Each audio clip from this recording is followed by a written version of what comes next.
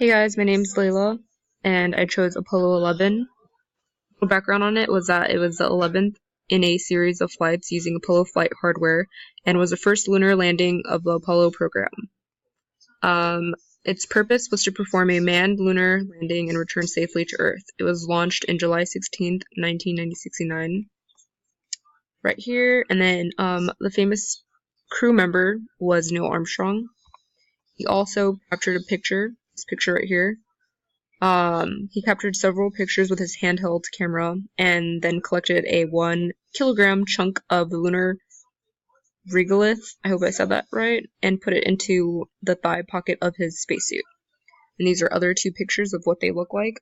This one's a lunar basalt sample, and this one's moon basalt brought back by Apollo 15, a different Apollo.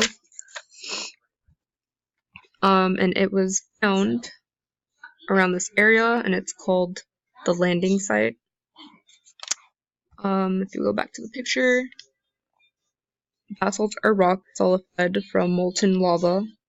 On Earth, these volcanic rocks are found in places such as Hawaii. They are generally dark gray, and when you look at them on the moon from the night sky, the dark areas are the basalts. And the basalts are found on the moon.